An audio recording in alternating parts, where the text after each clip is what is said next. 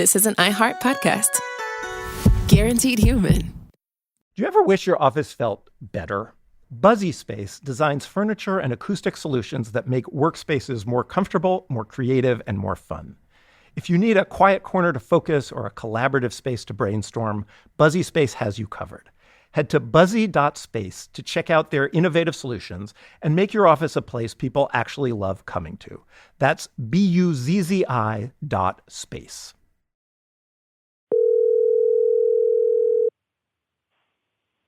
Hello? I have a medical-related question. Okay. You know my toe ring? I think maybe... You don't have a toe ring, John. Yes, I do have a toe ring. You've never had a toe ring. When was the last time you saw my bare feet? 3 years ago? Since then, I've gotten a toe ring. Why? I was drunk. Some people get tattoos. I don't like paint. How can I help you, John? I can't get it off my toe. And it really... You just don't give up. Did you not take a Hippocratic oath? John? John? Fine, I know. Bye. I just hung up on myself. Or is it hanged up?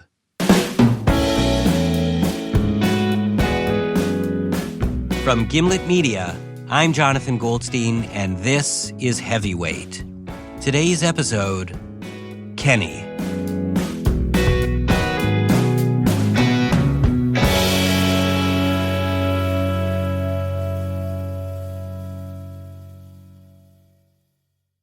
Like most, when I hear the words tale of betrayal, I think of Judas narking on Jesus, Brutus icing Julius, Satan cucking the Lord. But recently, I heard a story of treachery that not only ranks among those, it might surpass them. While those stories merely have devils, this one has something far better. Daredevils. This story of betrayal takes place in the 1970s, a time when brave men and women mounted motorcycles or got behind the wheels of cars to jump anything in their field of vision. Barrels, chuck wagons, cement mixers, Stegmeyer beer trucks, pits of rattlesnakes, and dens of mountain lions. This was a time when jumping a shark didn't mean jumping the shark. It was a time when daredeviling was not only a viable career path, it was something your parents could be proud of.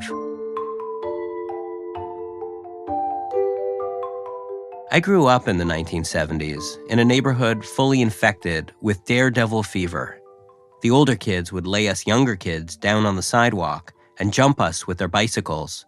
All of us, from the older kids with bath towels tied to their necks like capes, to us younger kids with tire tracks across our backs, we all wanted to be daredevils. And the daredevil we most wanted to be was Evel Knievel.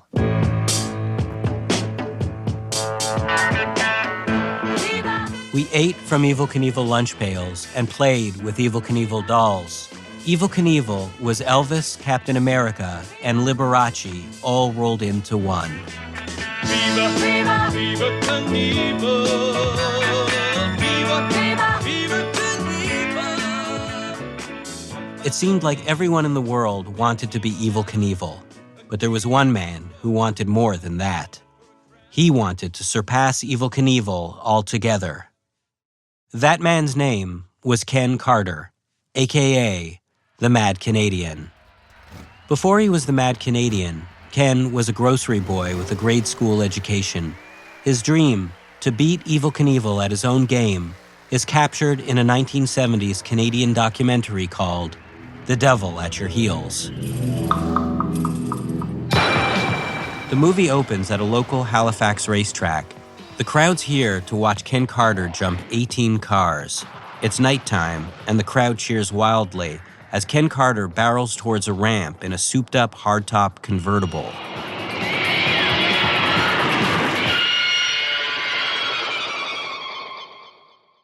Ken doesn't make it. Instead, he lands with a crash flat on top of the last car in line. Get an ambulance! Get an ambulance! A man runs over to pull Ken from the car. How far did I get? How far did I get?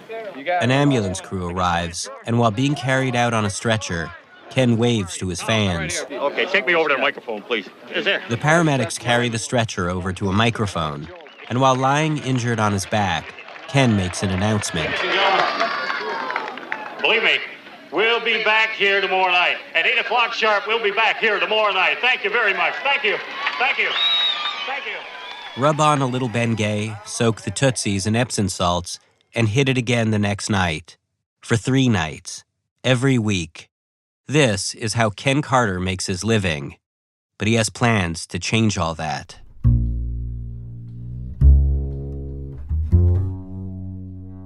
Ken had been watching Evel Knievel on TV for years, and he wanted what Knievel had. Adulation, respect, and a lot more money. Up until this point, Knievel's biggest stunt was over the Snake River Canyon, a distance of 1/4 mile. Ken Carter's plan was to jump the St. Lawrence River, a distance 4 times that length, a full mile.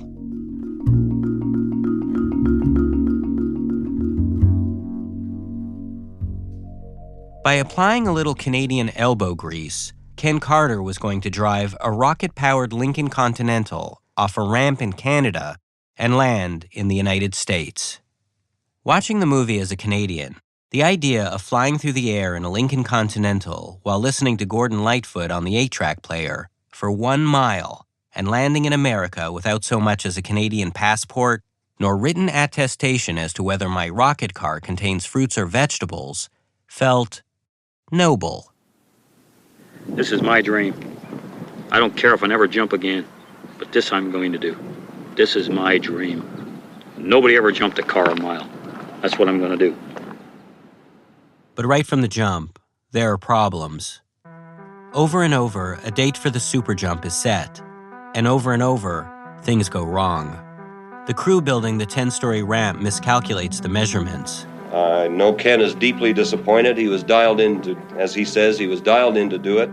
There's unexpected rain that turns the ramp to mud.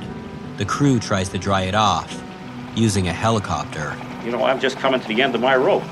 On another occasion, an hour before the jump, the crew decides to strike, demanding $27,000 in cash before going back to work. I got a budget here. Fuel tanks explode, repeatedly. Holy Christ, man, what are we doing? This goes on for 5 years. Again and again and again, the jump is canceled. Over $1 million Canadian are spent. Investors back out and new investors are found. Countless problems are allayed, doubts are assuaged, goatees are grown and goatees are shaved. 7, 6, 5.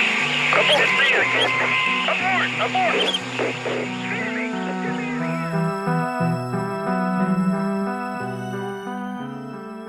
But then, Ken's luck turns. ABC's Wide World of Sports wants to air Ken's super jump on live television for its millions of viewers. Before making the deal official, the network needs to send an inspector over to the jump site to report back on the stunt's viability. And the inspector they send is none other than Evel Knievel.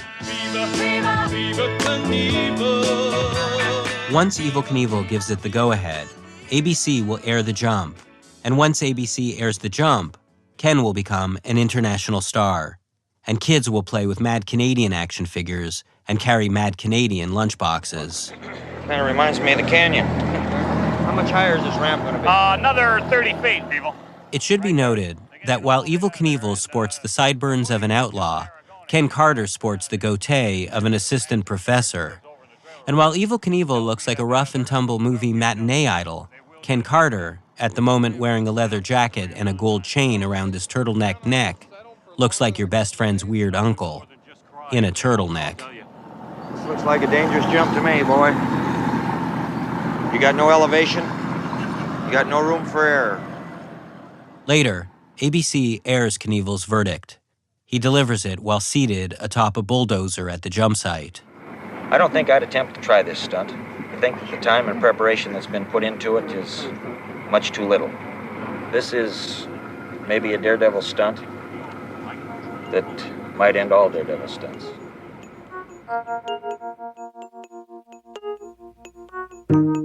Evel Knievel is essentially saying that if Ken goes through with this super jump, he'll end up killing himself live on national television.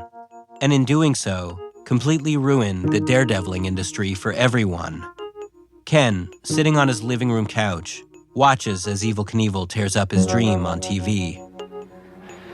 I've been saying it for years. I still believe that Evel Knievel is the second best daredevil in the world. And I say that because I feel that I'm number one.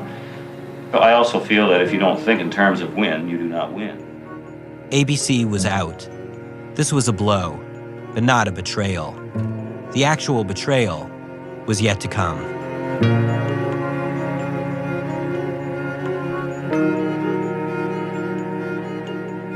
Without the promise of a live televised event, Ken's investors drop out. Desperate, Ken turns to a group of Hollywood producers who offer to fund his super jump with a stipulation, a safety net, if you will. They would distribute it as a pre-recorded special. In this way, the whole huge event would take place without an audience. A traumatizable, blood-splashable, we-want-our-money-backable audience. Which meant Ken's dream of grandstands filled with cheering crowds and tables selling Ken Carter onesies, beer cozies, and go take-homes would not come true. All there'd be was a lonely ramp, a small crew, some cameras, and Ken. Months of delays follow, and finally, a new date for the super jump is set. And once again, it rains. But the new investors don't care about safety. They have limited funds and just want the jump to happen. The scene opens on the jump site. We see the ramp, a group of journalists, a man holding out a boom mic. And then, the camera moves in on a man wearing a yellow jumpsuit and a cowboy hat. All right, the lights are green. Let's get ready and go. I want to go. The man in the yellow jumpsuit is not Ken Carter. But he poses on the ramp and gives quotes to reporters about the jump he's about to make. I always liked the state of New York, so I'm sure I hope they like me when I get there. The man has the same goatee as Ken Carter, the same style of hair, but he's shorter, younger, and brasher. All right, guys, my advice is to get off the ramp if you don't want no tire tracks on you. As I watch it all unfold, I grow increasingly confused. Where's Ken Carter? Had I missed something? Was some key scene accidentally cut? Finally, the voiceover informs us that this yellow-suited man is Ken Carter's longtime understudy, Kenny Powers.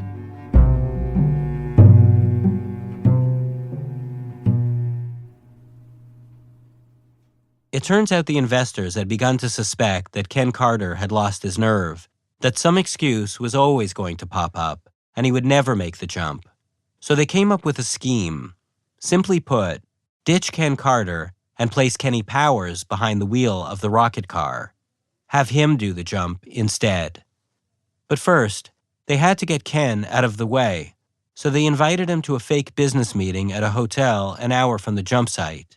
With Ken Carter out of the picture, Kenny Powers steps up, and Kenny Powers really seems to be enjoying the attention. The countdown was too long. I think it was too long.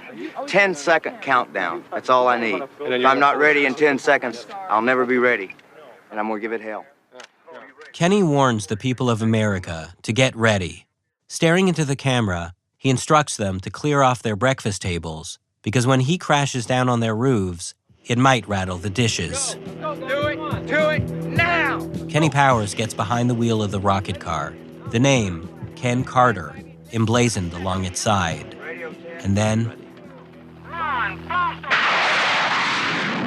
the car blasts off, races up the ramp, and is airborne. Let's press pause here to consider what's happening. The idea of jumping a mile in a rocket car is completely insane. But as the car soars into the air, so soars my heart.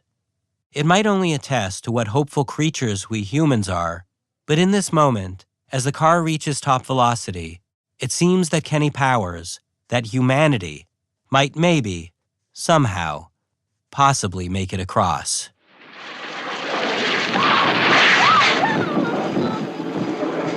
But of course, this isn't to be. Almost immediately after leaving the ramp, the car plummets into the river. Debris flies, parachutes open, someone screams. What's wrong? Move it!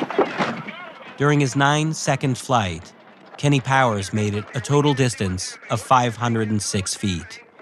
For our Canadian listeners, that's a lot less than a mile. Give him some air.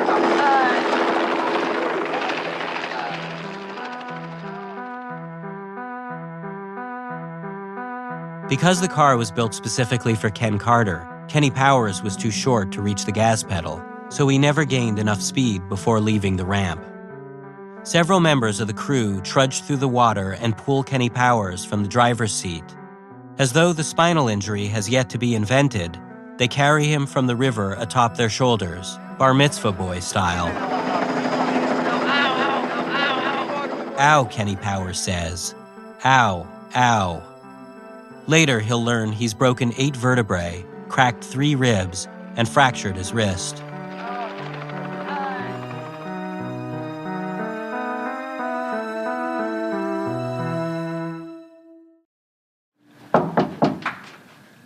After the jump, as Kenny Powers lay bandaged up in a hospital bed, the film's director showed up outside Ken Carter's hotel room door to tell him what happened.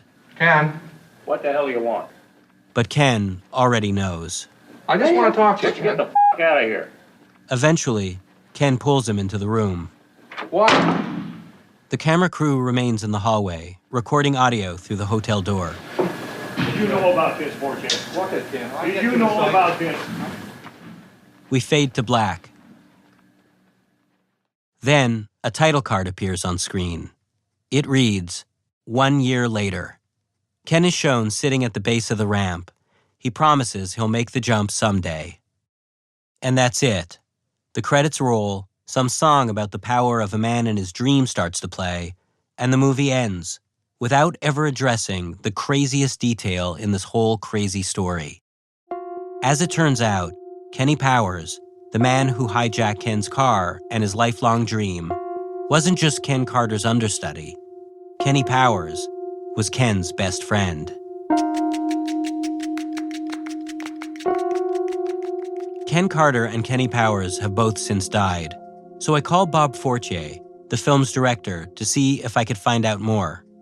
When I asked Bob why Kenny would betray his friend, would ruin the dream Ken had spent so many years chasing, Bob mentions a drinking problem and rumors that Kenny had gotten himself into some sort of trouble down in Florida and was desperate for a way to pay his legal fees.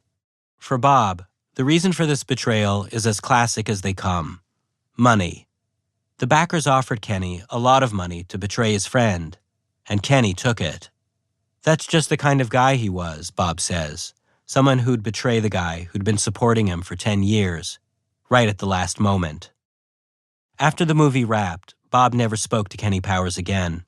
Kenny Powers, he says, isn't the kind of guy you want to keep in touch with. After the jump, Kenny Powers was effectively run out of Canada. One stuntman website even refers to him as, quote, Judas in a cowboy hat.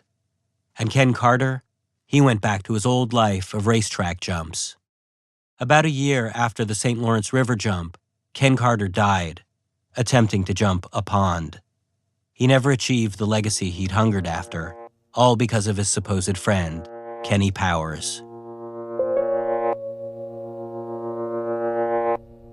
I watched the failed super jump over and over. And I'm not the only one to be transfixed by it. On YouTube, that one scene from the movie, which has been retitled Destroyed in Seconds Jet Car Daredevil, has over 1 million hits. Before that, the jump was immortalized in the gruesome Faces of Death 2, a movie composed of boxing ring deaths and failed stunts. Ken Carter had spent years training for his stunt, meticulously planning out every last detail. As a professional stuntman, Kenny Powers had to have known the risk of just jumping behind the wheel like he was dipping out for drive-thru chicken nuggets. Even for all the money in the world, he had to have known that trying to fly a rocket car across a mile-wide river with absolutely no training was a death mission.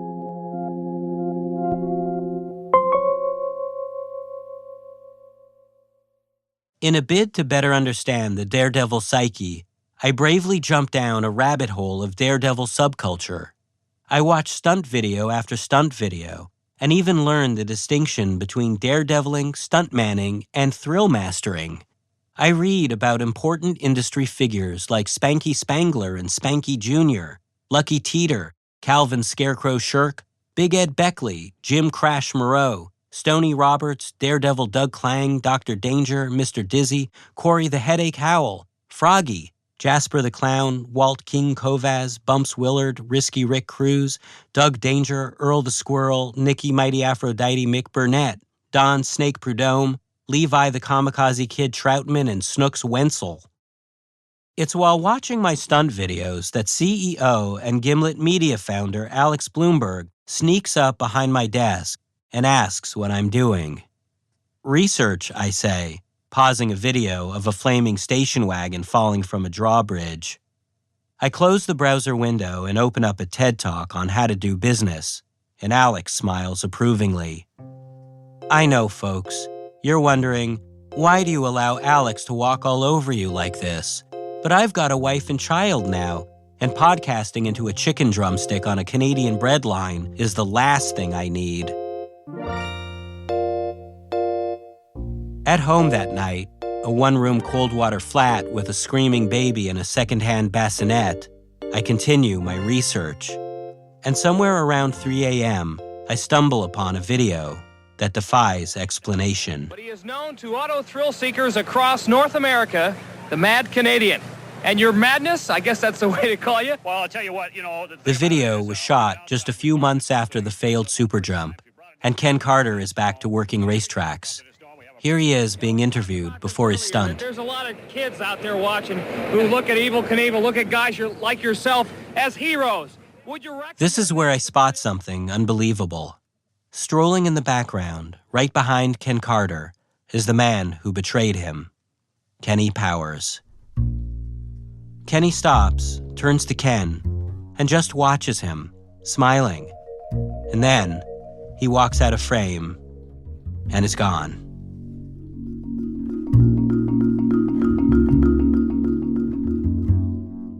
I rewind the moment several times. Who look at Evel Knievel, look at guys who look at Evel Knievel, look at guys who look at Evel Knievel, look at guys who like. And there Kenny is, as clear as day, a warm smile on his face, watching Ken Carter admiringly.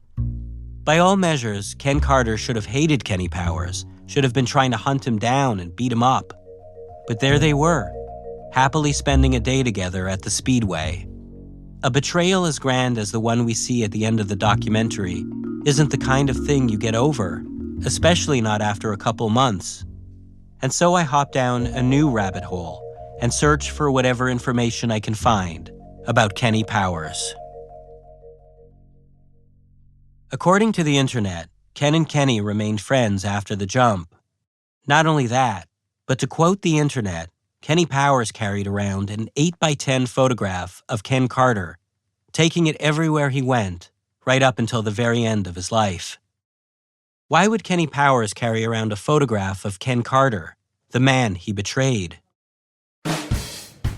I promise to answer this question, and possibly other questions, if you promise to patiently sit through these messages from our sponsors.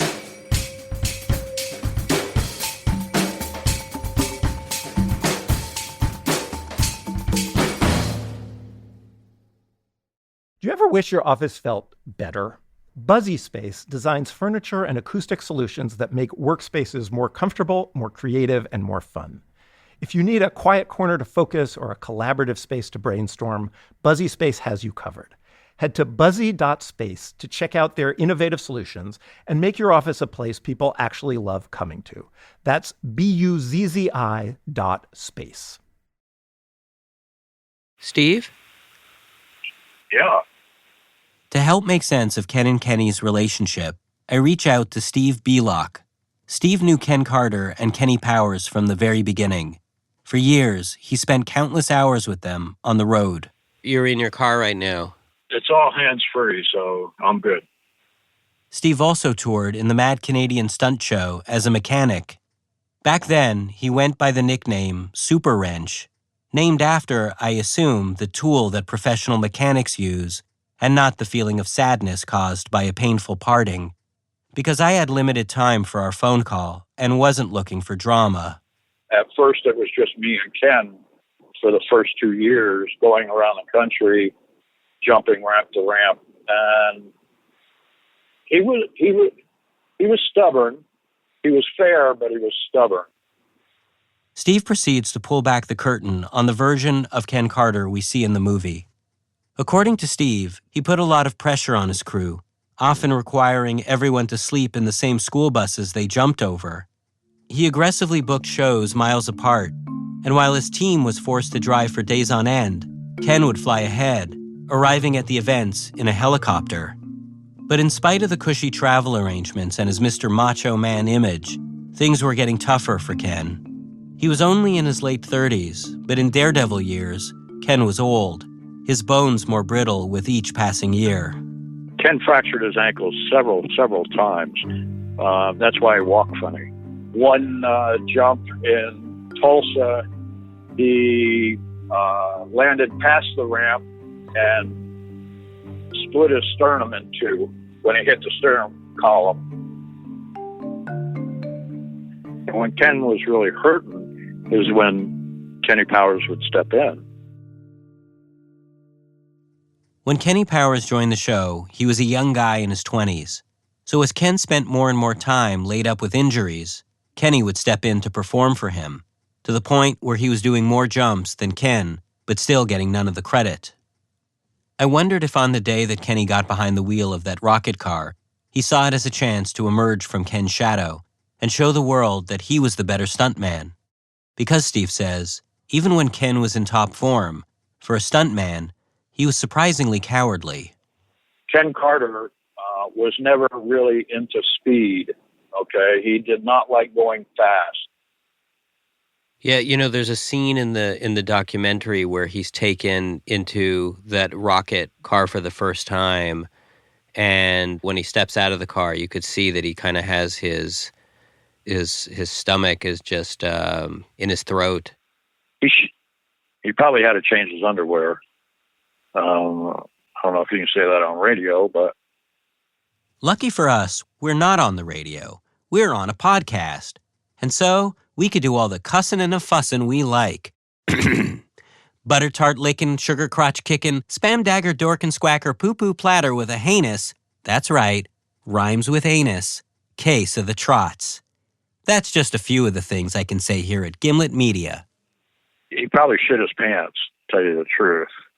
He was scared. I mean, there's no doubt in my mind. Even when we were in the ramp truck together, he did not want me driving over the speed limit whatsoever. He just did not like to go fast. You'd think that a need for only the legally acceptable amount of speed would be a liability for a daredevil. Not only that, but according to Steve, Ken was even scared of water. He never learned to swim. So driving off a ramp at almost 300 miles per hour over a deep, fast-moving river seemed like an odd career move. I don't think Carter had the cojones to do it. So you think that Kenny Powers had more cojones? I do. Steve says that Ken Carter was never going to attempt that jump, that it was all an act, nothing more than showmanship. I can't believe any other way, only because of being in the same hotel room with Ken Carter for 3.5 years, knowing the promoting that he did, knowing him as well as I did. I just don't think it was his intention to get into that Lincoln. I don't think it was. According to Steve, Ken must have asked Kenny to do the jump for him, knowing that Kenny would do whatever Ken told him to, just like he always did. So to my question of how is it possible that Ken and Kenny made up and became friends again, Steve's answer is simple. They were never not friends in the first place. And I can just see the conversation going on. Ken standing there going, Kenny, you're going to sit in that seat. Do you think you can do it? And Kenny saying, yes, I think I can. And I truly believe that Kenny Powers did this just out of the love of his heart for Ken. The idea that Kenny had attempted the stunt, not out of hatred, but out of love, explains everything, is what I thought for all of 2 minutes before realizing it made no sense at all. Don't get me wrong, I believe in love and have plenty of it. If a friend asks me to pick him up at the airport, while I never do it, I do make a point of apologizing profusely, really scrunching up my face as though my refusal is causing me as much agony as it is them. I'd even go so far as to say that this is because my mama raised me right. But we all know she hasn't. But even if she had, going off a 10-story ramp only to plummet to my death because I wanted to do a pal a solid? For that, I'm afraid, my heart as well as my cojones are far too petite. When I asked Steve about the photo of Ken that Kenny carried around with him, he didn't know anything about it, but he says that Daredevils share a special bond. While I could, of course, imagine the love that unites a Spanky Spangler and a Spanky Jr., or even Evel Knievel and his Laverde Eagle motorcycle, this felt deeper somehow, and more complicated. Kenny nearly died for Ken. What was the power that Ken exerted over Kenny? What made Kenny so loyal that he was willing to speed off a ramp and into oblivion just because he'd been asked to? To find out, I phoned Beverly Powers. Let me give you the landline where I am because I'm in the mountains right now.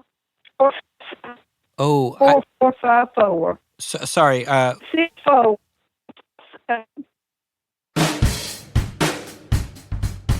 After the break, a love break.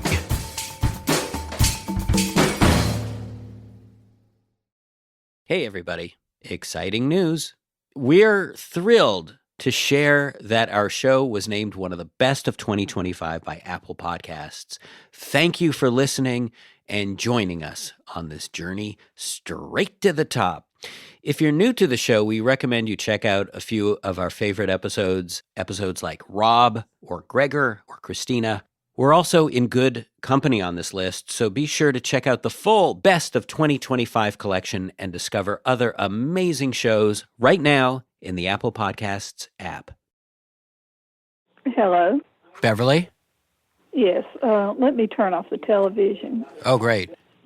Okay. The television's off. Beverly is Kenny's widow. She grew up in the same South Carolina town as Kenny. I knew him back when he was the star halfback on the school football team.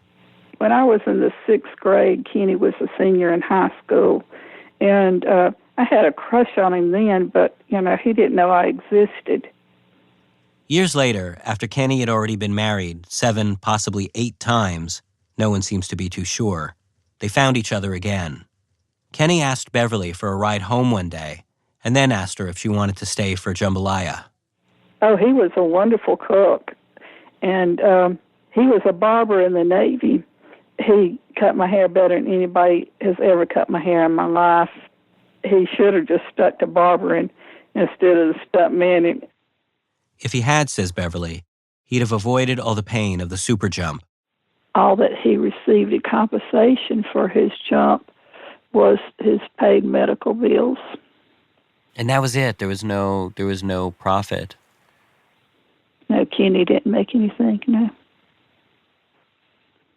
Why do you think, he chose to remain relatively in the background with Ken Carter as the main? That has always been a mystery to me because Kenny had a type A personality that was totally out of character for Kenny to stay in the background. Well, there's a lot Beverly still doesn't understand about Kenny. Like Steve the mechanic, she's certain that Kenny attempted the jump, not to betray Ken, but to protect him. In Beverly's telling, the investors were out of money, and they were getting threatening. Kenny and Ken should have never become involved with these men. But what do you mean? Why? It's not something over the phone that I could discuss. You'd think about that for a while. And so, I thought about it for a while. You're talking about, if I can say over the telephone, the MOB? I won't say you're wrong.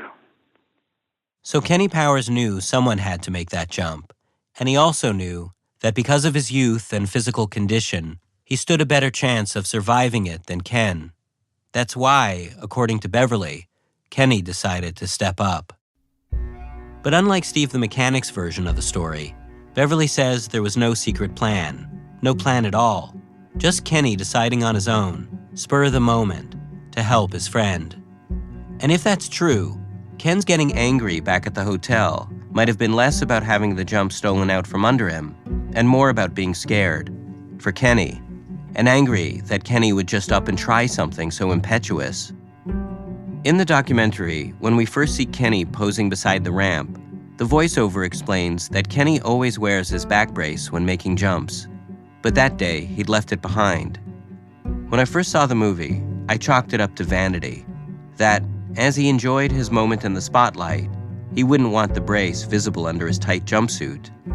But thinking on it now, how last second the whole thing was, he probably didn't even have time to put it on. 10-second countdown. That's all I need. If I'm not ready in 10 seconds, I'll never be ready. If Kenny had taken any time to consider the insanity of the jump, he probably wouldn't have been able to do it. Kenny Powers, standing alone on the ramp in his yellow jumpsuit and cowboy hat, must have been terrified.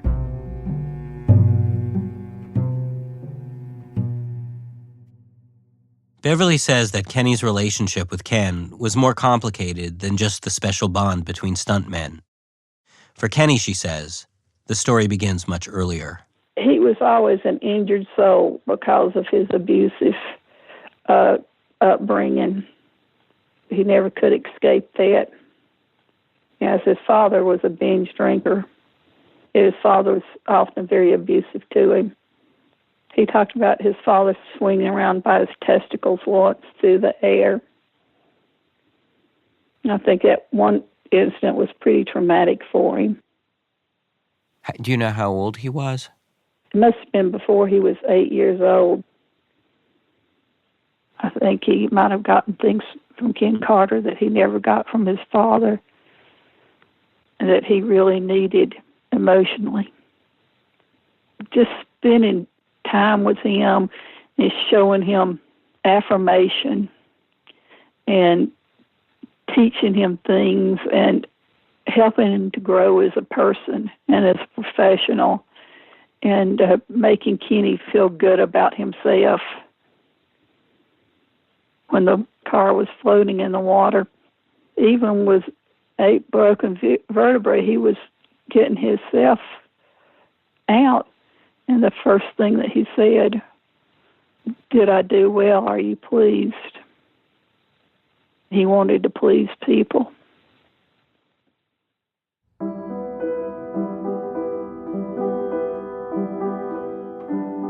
Beverly says that after the failed jump, Ken visited Kenny in the hospital and that they made amends. And the thing about the photograph, that Kenny carried around an 8x10 picture of Ken for the rest of his life, Beverly says that not only is it true, but that she gave Kenny a special leather portfolio that he used to carry it around in everywhere he went. He had a briefcase before then, and he used it, but he started using a leather portfolio.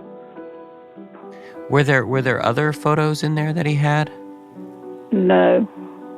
Just Ken Carter's? Yes. Why do you think that was? I guess true love forgives.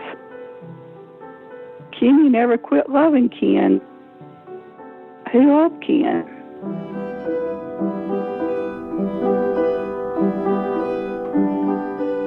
But in the end, all that love got Kenny Powers was the role of Judas in the Ken Carter life story. But while most stories of betrayal begin as love stories, this is the rare tale that ends as one. It takes guts to risk your life for glory, but it takes even more guts to risk your life for someone else, knowing that risk will only lead to obscurity and shame. A jump that big needs to be fueled by something bigger than money or the spotlight. The greatest leaps always do.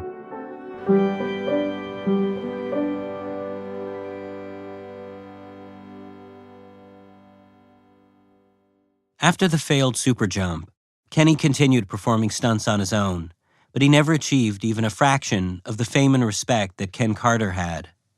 In 2009, Kenny died, and Beverly planned his funeral. Everyone ate hot dogs and watched videos of Kenny's stunts. And of course, they traded their craziest Kenny Powers stories. Kenny could be hilarious. You never knew what Kenny was going to do. Like, Kenny had a load of dynamite, and he drove up into a horse barn of one of his friends, and they made him get it out real quick. You just never knew what Kenny was going to do. You had to be there. A lot of Kenny Powers stories end this way. You just had to be there.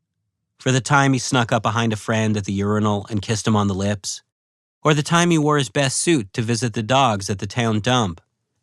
It's while listening to one after another of these stories that something occurs to me. It's a crazy thought, but one I'm compelled to share with Beverly. Did you ever see this TV show called Eastbound and Down? I did, and this is interesting. You asked me. You cannot tell me the writers did not know my Kenny Powers. Eastbound and Down was a comedy series on HBO. The main character is a brash, foul-mouthed, and washed-up athlete from the South. And his name? Kenny Powers. Woo! Yeah! Kenny fucking Powers! Come on, raise it up! Woo! Come on, there you go. Two at you. Let me hear fucking more! All right, cool. Okay, shut the fuck up! But it's not just that his name is Kenny Powers. The TV Kenny Powers' macho swagger is eerily similar to the real Kenny Powers. And so is his physical style, right down to the goatee. There's so many things that he said in that is just exactly verbatim what Kenny used to say. Do you remember what those moments were in the show?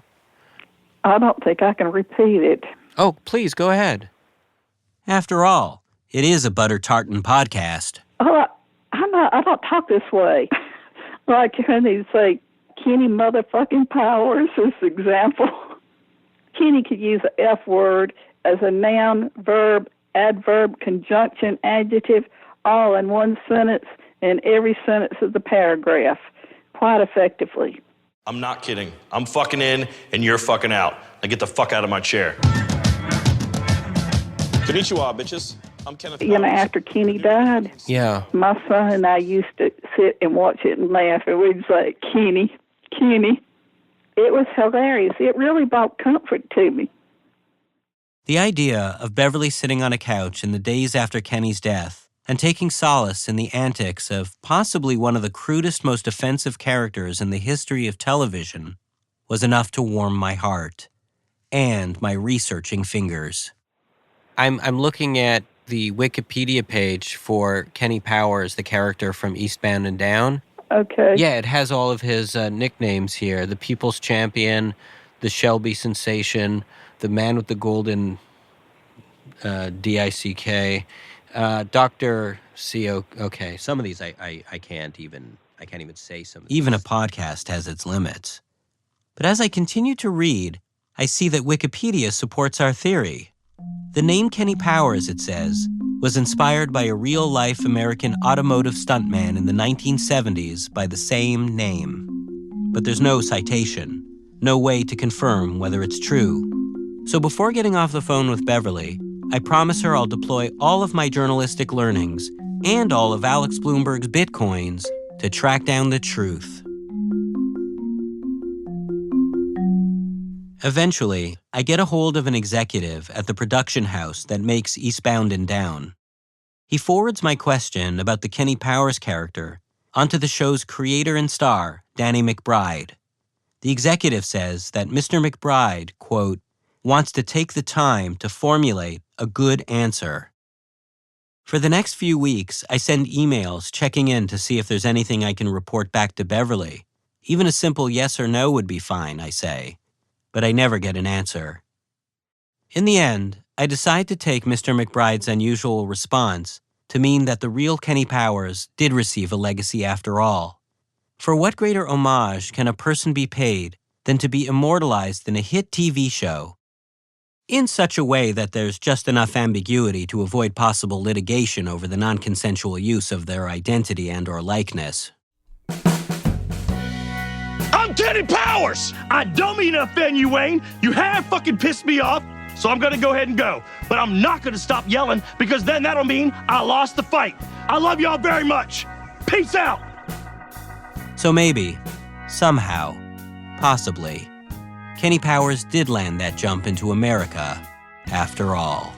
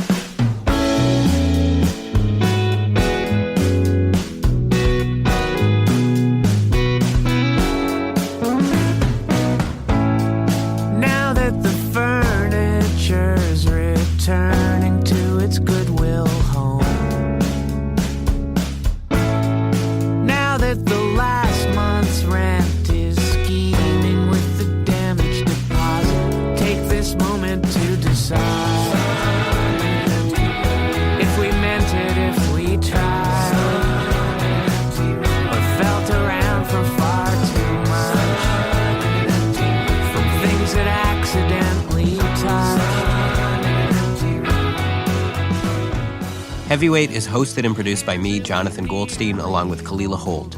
The senior producer is Caitlin Roberts, editing by Jorge Just and Alex Bloomberg. Special thanks to Emily Condon, Risky Rick Cruz, Cody Glive, John Bolton, Freddie Sibley, Anna Sosnowski, Lee Fortenberry, Tony Asmakopoulos, Adam Szymanski, Lou Ann Leonard, Dick Keller, Harry Simpson, Gordon Kadick, Saeed T. John Thomas, Blythe Terrell, Jessica Weisberg, Devin Taylor, and Jackie Cohen.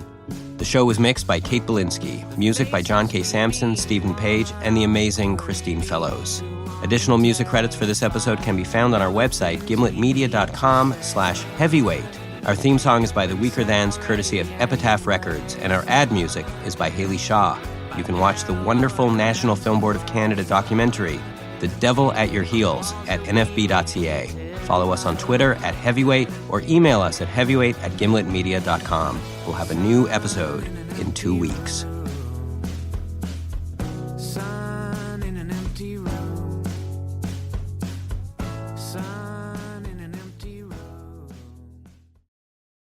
Do you ever wish your office felt better?